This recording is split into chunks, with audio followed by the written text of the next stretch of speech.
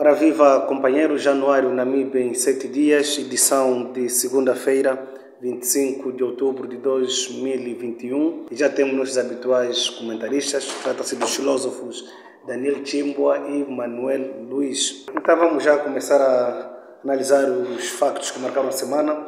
Delinquentes vindos da província da Huila atacam Cupapatas com arma de fogo no Namibe. Daniel Chimbwa, o que nós pode fazer relativamente a esta notícia? É um assunto, sendo um assunto bastante delicado, é bastante oportuno falar a respeito dele. Eu, por exemplo, eu já constatei uma vandalização, um escândalo destes, que eu vinha também com a minha motorizada, bem ali adjacente ao quê? Acho que é o Clube Sporting, qualquer coisa assim, bem próximo do mercado municipal. Apareceu uma moça que manuseava o telefone. Era mais ou menos por volta das 19 e pouco. Ela vinha manusear o telefone, eu vinha também assim, devagarinho, com a minha motorizada. Então, eu vi uma motorizada, com 2 ocupantes.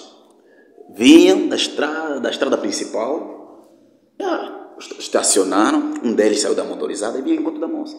Eu a verificar mesmo, a acompanhar aquilo. Eu até pensei que se conheciam. Logo que a moça vinha, ele deu um toque como se estivesse a conversar com a moça. Puxa o telefone e vai correr. Eu dei conta do recado, tentei seguir. Ele subiu numa motorizada muito veloz. Tentei seguir nada. Eles entraram, eu segui até mais ou menos até esses becos dos eucaliptos. Desapareceram. É só para dizer que é complicado. O Namibe não foi assim. O Namibe, esse tipo de comportamento, esse tipo de fenômeno, para nós é bastante novo.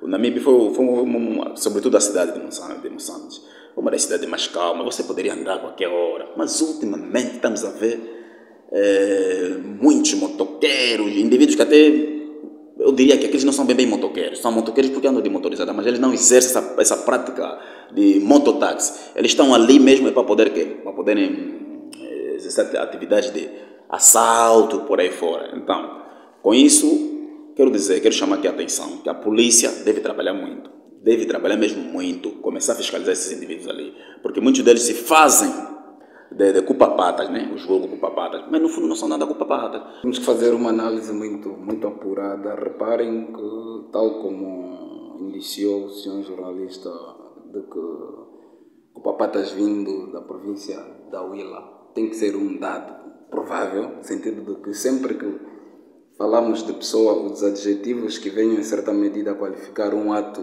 de tamanha reprovação deve ser provada. Será que são necessariamente os que vêm da Huila ou temos também cupapatas natos ou nativos do Namibe que praticam esta ação? Para não criarmos aqui um sentimento de aversão a esses, porque em certa medida talvez até possa ser alguns, não todos, mas o juízo generalizado, isso pode pecar, em certa medida por defeito. Mas em todo caso, tal como diz o companheiro, registrando esse tipo de prática, sem querer rotular quem seja, mas há uma necessidade de que a polícia faça um trabalho aturado no sentido de que venham a garantir a tranquilidade dos munícipes, porque se calhar os cupapatas compõem 50%, 60% ou 70% de meios de deslocamento das pessoas. Eu que falo também sou usuário desse tipo de serviço. Começamos a nos sentir ameaçados em certa medida por essas práticas. E isso sim, se calhar se nós quisermos fazer uma abordagem mais profunda, remeter-nos às causas que levam a este tipo de prática. Acho que é tão evidente da condição precária da saúde de vida, das pessoas. Logo, nada justifica uma prática na qual coloca em perigo a vida, o bem-vida das pessoas, mas, mais uma vez, vamos aqui fazer um pedido à polícia que redobrem os esforços no sentido de garantir a tranquilidade e quem for apanhado em flagrante ou não só, que seja responsabilizado criminalmente. Partidos políticos no Namibe esclarecidos sobre a implementação da segunda fase do BOAP. No BOAP, naquilo que nós observamos, naquilo que são os seus pressupostos, naquilo que está emanado que seria ou que será mesmo o desempenho, é positivo, mas é um projeto, sobretudo este ano, né, porque também é um projeto já um pouco antigo, sobretudo este ano, é um projeto que veio com o intuito, né, de forma implícita, ou seja, de forma explícita, vinha com o intuito de poder resolver muitos problemas, né, a questão da emissão do bilhete e outros serviços da mesma natureza. Porém, o que eu estou a ver aqui, esse serviço parece ser mais aproveitado por questões políticas, questões eleitoralistas, não é isso? Em que o cidadão vai ter que se dirigir a estes centros para poder emitir com facilidade o seu bilhete de identidade, assim como o cartão de residente. Porém, o que é que nós estamos a constatar? Bom, é bom. Espero que se expanda mais, né, para evitarmos os tipos de enchentes. Porque nós aqui a sociedade, o que é que a sociedade está a recear? É a questão das enchentes. Nós não conseguimos fazer nada com uma boa organização. É sempre aquelas enchentes. Depois tem uma fase em que isso contrasta automaticamente com as próprias políticas, biossegurança, por aí fora. Uma vez que nós já estamos a tentar ver em sítios que já há esse arranque, as enchentes, as pessoas estão a reclamar, né? Até uma coisa que o próprio Estado ainda mais deseja, tem de haver essas enchentes. É complicado. Agora, os partidos políticos, o que eles reclamaram? Reclamaram sobre algumas especulações que haviam recaído a respeito do próprio BUAP, no que concerne as condições para se adquirir o cartão de eleitor, né? É que basta que tivesses ali qualquer tipo de documento, qualquer coisa, como por exemplo, fatura d'água, se da energia, por aí fora, era já condição sine qua non para adquirir um cartão de eleitor. Acho que os partidos políticos foram esclarecidos nesse sentido, que não é bem assim. Bom, eu não sei exatamente quais são os esclarecimentos, mas a ser verdade, se qualquer indivíduo para adquirir esse tal cartão, basta que tenha aquele tipo de documento, fatura d'água, por aí fora, já consegue adquirir o cartão de eleitor. Isso é coisa de interrogar. Com as eleições, não podemos brincar com as eleições são coisas sérias, e para termos um documento que nos certifica, ou que nos dá a prerrogativa de nós podermos um dia participar na mesa de voto, é preciso que haja essa serenidade. Não é apresentar qualquer tipo de documento, já tenho direito ao cartão. Eu acho que é mais ou menos nesse sentido. É importante, olhando pelas atribuições que o BUAP, ou as tarefas que o BUAP vai desempenhando, né? Faz-se necessário de que os partidos políticos acompanhem, em certa medida, passo a passo em que for dado. Mas, a par dos fantasmas criados, se calhar esses fantasmas que as pessoas vão criando relativamente ao BUAP, na perspectiva de que seja um meio que pode potencializar uma determinada influência do ponto de vista de eleição ou falsificação de qualquer uma coisa, pode ser consequência da falta mesmo de explicação ou de detalhamento às pessoas, aos partidos políticos e necessariamente à população em geral. Logo, nós apelamos que esta forma de explicação, de tornar mais fácil e compreensível a função que vai desempenhar ou a importância do BUAP seja reiterada. Mas ainda assim nós também queremos aqui, em certa medida, pensar que, tal como diz o companheiro, há uma enchente enorme neste serviço, e olhando pela circunstância que nos encontramos, época da pandemia, talvez isso poderia, em certa medida, servir de reflexão no sentido de descentralizarem mais ou criarem mais outros balcões para viabilizar isso. A par da questão da concentração excessiva das pessoas, também o processo moroso e lento da própria emissão do cartão, há uma necessidade de que nós não somos contra as inovações, mas nós somos a favor das inovações, mas sempre apelamos de que essas inovações que sejam mais céleres, que simplifiquem de facto as coisas. Não é um munícipe vai para tratar o seu cartão ou para fazer o registro oficioso, tem que levar 3, 4 horas. Isso cria um desgaste psicológico.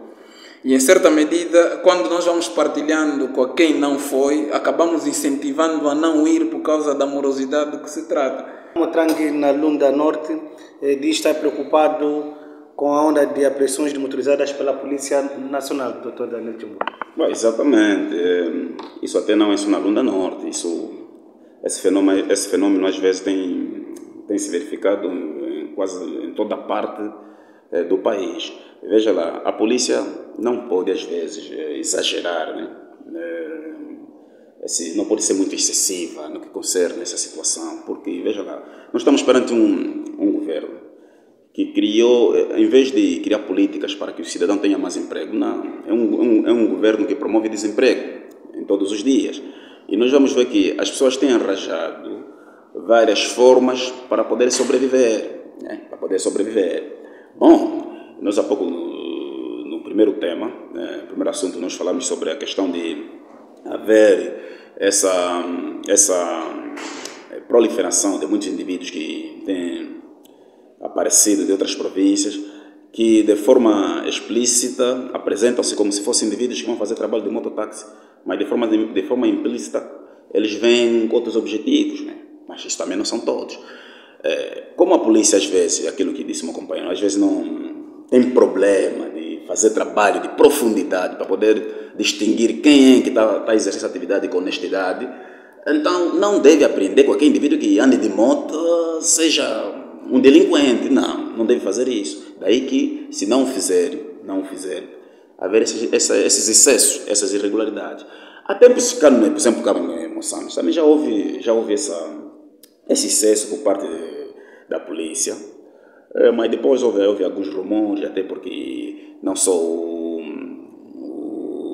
senhor Escoca, Armando Escoca, ele rebateu-se muito sobre isso, até que essa prática depois ficou mais ou menos acautelada. Agora, mas o governo não está a olhar. Nesse preciso momento, até o nosso governo devia ter um pouco de vergonha, porque existe ali leis que contrastam muito, quer dizer, para cumpri-las, o nosso modo de vida nos incentiva mais a cometermos imoralidades.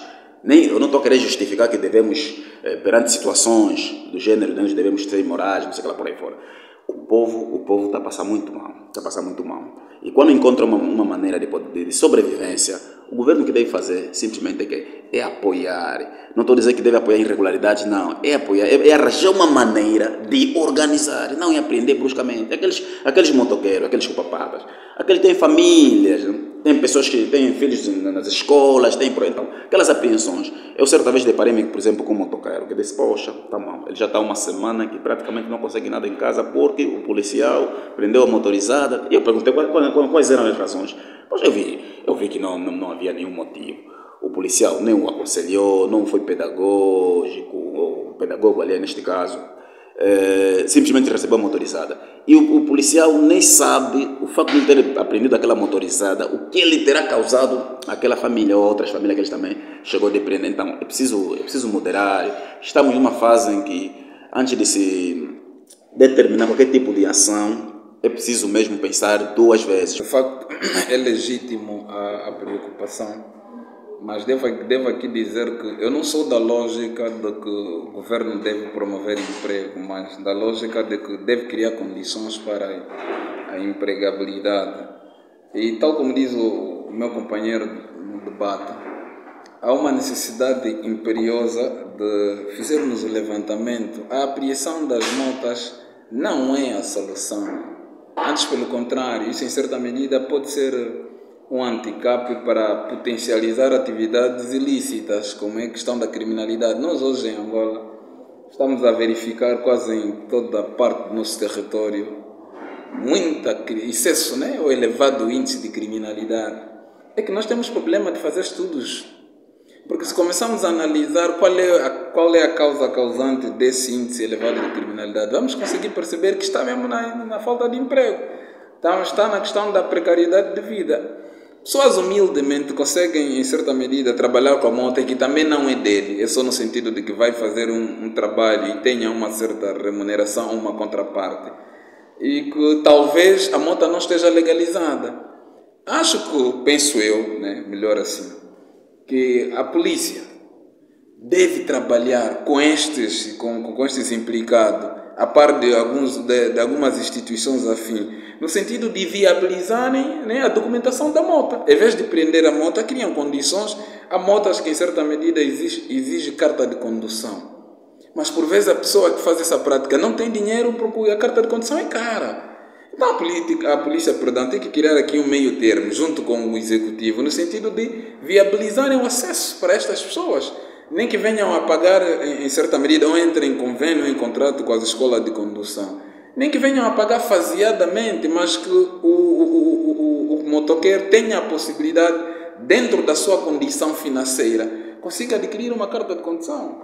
Por vezes não só a carta de condução, se calhar não pagou a taxa de circulação, mas ele ainda não tem dinheiro. Acho que há uma necessidade de nós começarmos a olhar em políticas que, em certa medida, acabam humanizando mais a pessoa, em vez de segregar, ou em vez de ser um potencial elemento para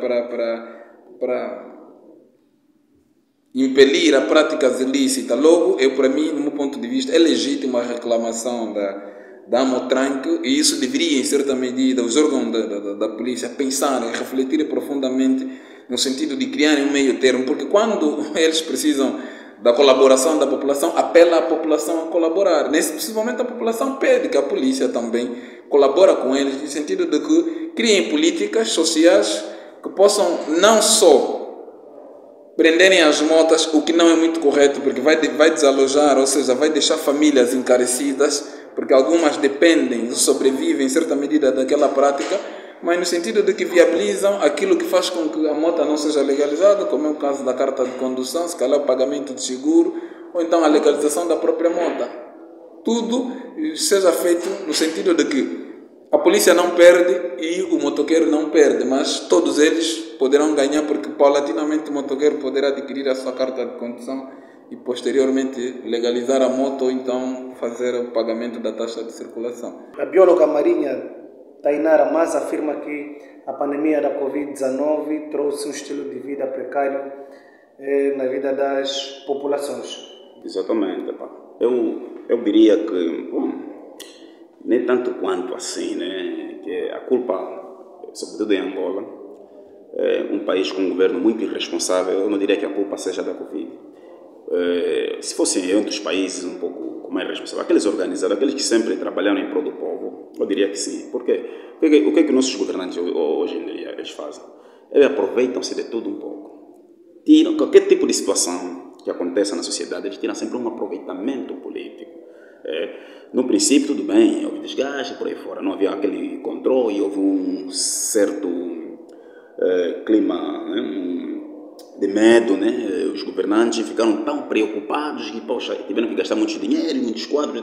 Até houve uma fase que recebemos alguns quadros vindo de Cuba, um país que também, o problema não estava bem controlado da Covid, vieram para cá e gastamos muito dinheiro. Bom, era normal, porque foi uma fase bastante prematura, uma fase em que qualquer estado, né, em estado de pânico, tendo em conta a própria pandemia, então não tinha como agir de maneira correta. Todos estamos conscientes que isso não haveria nenhum problema, mas estamos a ver que há aproveitamento. A Covid não pode ser a culpada da desgraça que estamos a viver. Nós já vivemos esse tipo de problemas há bastante tempo, antes da Covid. E olha outra ironia. A maior causa da morte em Angola não é a Covid, né? Não é a Covid. Então, imagina se eles investissem tanto nisso. Então, a Covid está a servir simplesmente de subterfúgio para ainda poderem nos africar ainda mais, né, naquilo que eles já têm feito. Não é nada Covid. Eu desconheço o fundamento desta afirmação, mas em certa medida naquilo que temos constatado e corroborando com o pensamento do meu companheiro, eu acho que é uma falácia. É um discurso, é uma premissa que pode revelar algumas crenças ocultas, como é o caso de não admitir, né, a capacidade de gestão da coisa pública, porque falou e muito bem, se de facto queramos entender que seja a Covid um fator que inviabiliza ou que potencializa a precariedade da vida do cidadão, acredito eu que o governo teria feito políticas no sentido de ultrapassar isso, porque temos ouvido sempre de que, quanto ao tratamento desta pandemia, o governo fez da melhor maneira possível e nós não vamos descurar isso. Mas agora, usar esse tipo de discurso para justificar a precariedade de vida, acho que não combina, não casa. olhando por aquilo que o governo hoje por hoje faz. No meu entender, e até posso estar errado, salvo entendimento contrário, na forma como o governo se posiciona de um tempo para cá, dá-nos a entender que a Covid não é o elemento tão principal assim, porque, reparem, não vou aqui trazer um dado muito certo, mas as vacinas que nós temos recebido, tal como diz o companheiro, na sua maioria são de doações. E nós temos gastos dinheiros que não vão necessariamente para acudir à questão da precariedade de vida da população. Eu sempre discuti aqui na vez passada entre o BUAP e o SIAC, quase têm as mesmas funções, mas vê o valor empreendido para a implementação do balcão único. Será que fazia necessário? O SIAC não poderia desempenhar esse papel? É questão de prioridade. Se o governo entendeu que prioridade é o BUAP, a Covid não é esse problema, não tem esse peso que nós queremos dar, porque suponho eu que teriam alocado esse valor para a questão para a mitigação dessa precariedade de condições de vida. Falou da questão da compra de carros para os magistrados, a ser verdade, também supõe-se que a prioridade foi essa, não foi a questão da precariedade. Há aqui um desajustamento do ponto de vista de políticas sociais por parte do governo. Ou é por ignorância, ou o governo tem prioridade diferente daquilo que é o ideal da governação, que é a criação do bem-estar da população. Bem-estar, bem-ser, porque presumo eu que comprar carro para magistrado, isso não beneficia a população. Ou seja, gastar tantos milhões para a implementação do balcão único do BUAP não beneficia, isso não tem relevância na vida concreta da população, porque nós poderíamos, por outras vias, tratar esse cartão, tratar tudo que o BUAP faz, poderíamos ter feito via SIAC, via lojas de registro, isso nós poderíamos ter feito, então não haveria necessidade de gastarmos esse valor. Para querer dizer o que respeito à posição da bióloga, seria bom que trouxesse fundamentos que poderiam, em certa medida, não é fazer com que nós venhamos a construir um contra-argumento para, em certa medida, como diz o termo, contrapor, mas é uma premissa muito falaciosa em que não prefiro suspender os meus assentimentos, porque nós vivemos situações difíceis que ouvir alguém dizer isso, eu acho que não respeita a dor da população. Talvez, né, ela faça parte do executivo, então tem uma simpatia na forma como o executivo, em certa medida, trata com uma certa leviandade do problema da população, porque as pessoas estão a morrer. Foi aqui que nós discutimos sobre a situação da senhora que come tubérculos, né, ou come raízes. Foi aqui onde falamos das crianças que vão na valas que passam sangue para se alimentarem, mas ainda vai dizer que isso é questão da Covid. E já dissemos aqui por intermédio, quando há necessidade, a moral não tem peso. Se nós queremos mitigar, ou seja, terminar com esse contágio comunitário, nós temos que dar de comer à população para ele ficar em casa, porque eu não posso ficar em casa enquanto não tenho condições para sobreviver. A rua é meu lar, porque de lá alguém pode me dar alguma coisa. Comunidades de Cafunfo, na Lunda Norte, denunciam haver caças bruxas aos membros do movimento protetorado do Lunda Chokwe. De lembrar que 40 membros deste protetorado estão detidos desde 30 de janeiro, doutor Daniel Timbo. Exatamente, é um problema. Até nós, num dos debates aqui, pedimos que as entidades, né, sobretudo locais, tivesse já resolvido esse problema. Porque já demos conta agora veja lá o que está acontecendo. Já demos conta agora que aquilo é mesmo uma perseguição. Eu havia dito que era uma suposta perseguição. Agora, se os próprios agora vêm reclamar que é uma espécie de caça às bruxas, então não há nenhuma. Olha, o problema é que aquela província é uma província que já se despertou. E o regime, normalmente, o regime que faz é isso. A primeira coisa, quando dá conta que a consciência de uma determinada sociedade tende a despertar, provoca esse tipo de artimanhas, esse tipo de perseguições, por aí fora. Hoje em dia, se você reivindica os seus direitos, todo tipo de sujeira recai sobre ti. Não pode ser isso. A ser verdade, é lastimável, porque ainda lembro-me que fomos nós aqui nesta mesa que apelamos que se de facto nós temos que reconhecer que há uma convulsão social E nós apelamos que, ou seja, nos unimos àquilo que o Executivo havia sido o seu pronunciamento de que teria criado uma comissão de inquérito.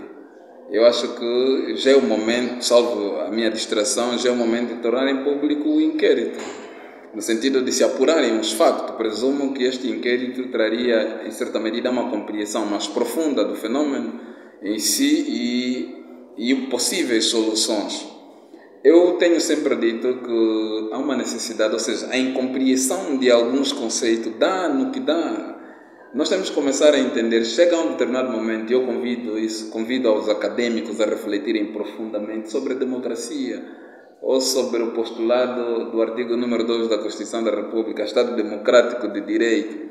Precisamos entender, eu acho que, apesar de que existem várias exceções relativamente ao conceito de democracia, mas no meu pobre entender, o que assenta nos angolanos é que a democracia está estritamente ligada a eleições, está estritamente ligado ao parlamento, aos 3 poderes. Eu acho que a democracia é muito mais profunda e acaba esvaziando o sentido da democracia quando é contra os princípios antropológicos, é contra os princípios éticos. E quando alguém sofre represália pelo facto de reclamar os seus direitos que estão a ser violados por intermédio do Estado, eu acho que é uma autêntica vergonha e incompetência. Não há necessidade de caçarem aqueles que reivindicam os seus poderes. Antes, pelo contrário, deve-se sim trabalhar com estes no sentido de que o Estado ou o governo vai escutando estas pessoas e vai criando política para mitigar estes determinados problemas. 13º Congresso da UNITA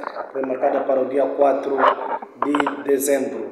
A doutora Agência Macanense pode fazer depois do Tribunal Constitucional ter anulado o Congresso que se realizou em 2019. Bom, olha, é uma coisa que está na moda, é um problema que está na moda, né? Eu diria assim, nas entrelinhas, está na moda, o problema, UNITA, Congresso, Alberto Costa Júnior, né? E também já para aproveitar, nós quando fazemos esse tipo de análise, já estamos a receber certos adjetivos, certas nomenclaturas que não tem nada a ver. Até alguém, bem há pouco tempo nas redes sociais, quanto é que a UNITA te paga? É só para dizer que, olha, eu não sou militante da UNITA, nunca fui. E podes lá procurar em todos os arquivos desse país, nunca assinei nada que tenha a ver com a UNITA, eu não sou militante da UNITA. Né? O que eu faço análises, né, pessoais, em torno dos problemas que a sociedade vive. Agora, o que nós falamos aqui às vezes é questões que têm a ver com a verdade. Agora, se a verdade não está do lado do MPLA ou da Casa Certa,